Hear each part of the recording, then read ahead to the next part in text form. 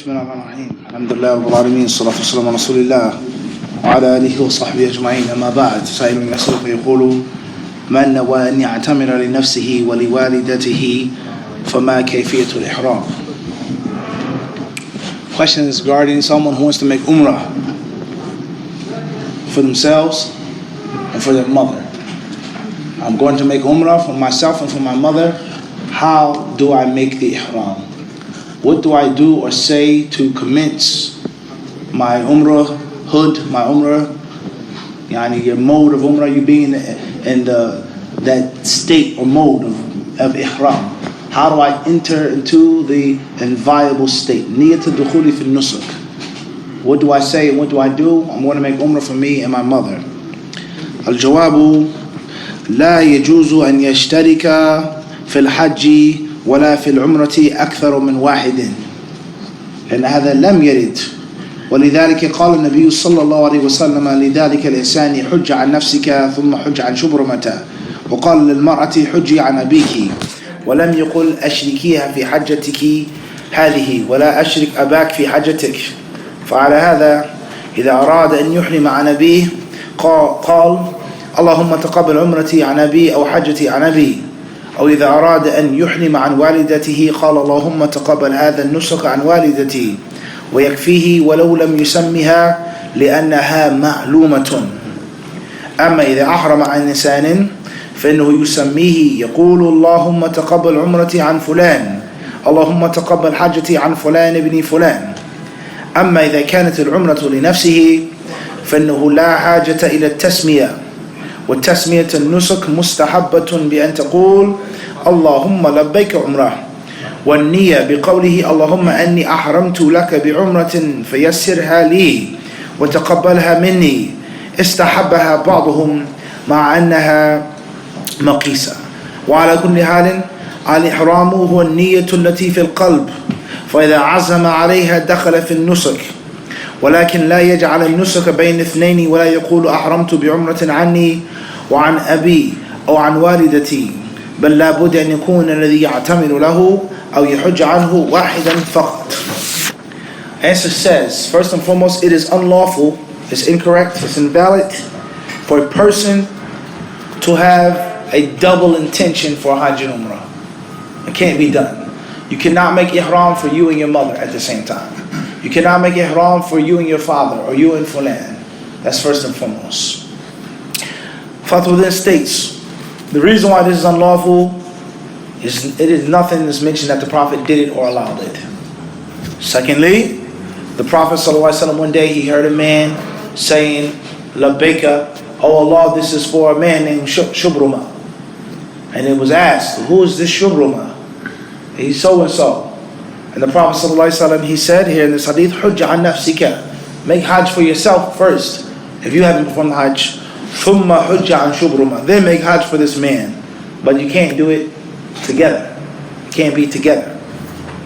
Also, the Messenger of Allah ﷺ, the fatwa says, he said to a woman, Hujji an abiki. He said, make Hajj for your father. Perform the Hajj for your father. And he never said, make Hajj for yourself and your father.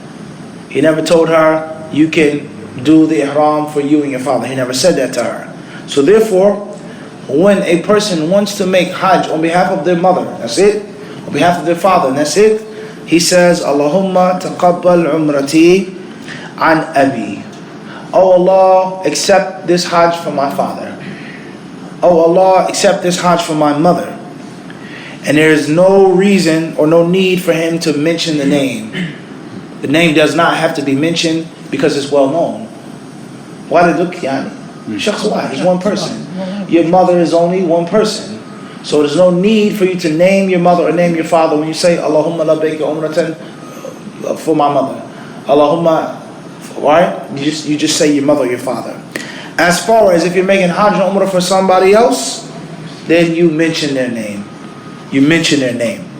Okay? Allahumma taqabbal umrati an Harun. Allahumma taqabbal umrati an Muzammil.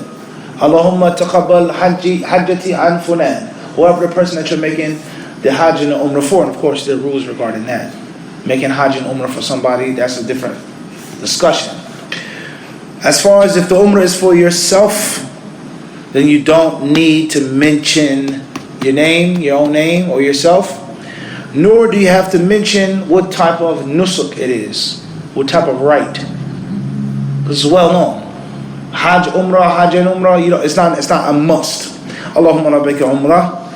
And the niyyah that you make is also known. And some scholars, they say, you can say other things like that. فَيَسِّرْهَا لِي وَتَقَبَّلْ مِنِّي. Oh Lord, make it easy for you and accept it from me.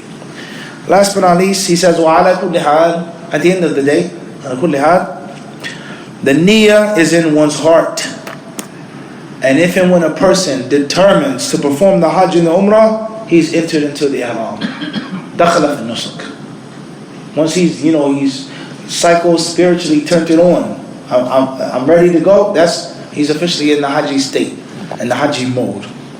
Okay, and last but not, it says once again, one is not allowed to, one cannot have two people in one ihram. That cannot be done. Rather, one person at a time.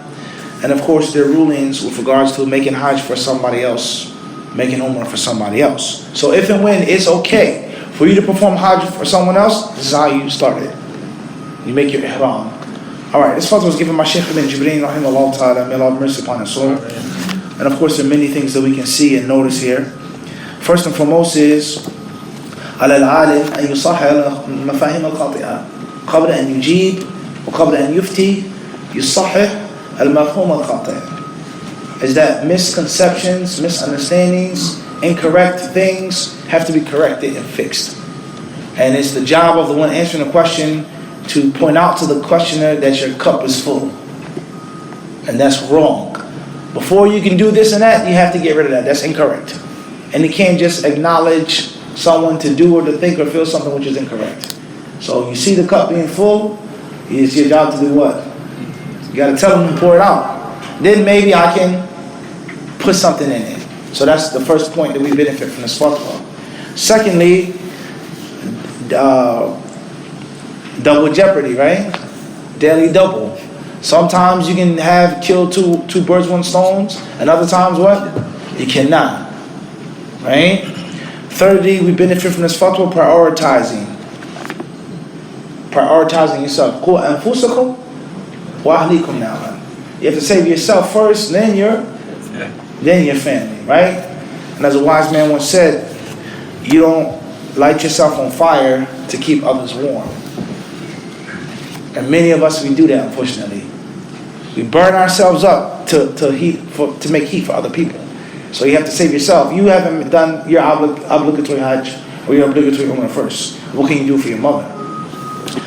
Last but not least, this goes to show the importance of having fiqh and then being in proximity of someone who has some type of fiqh, and never ever to fall victim to your emotions. Because your father is sick, or your mother's passed away, you're emotional. But you need to have someone that's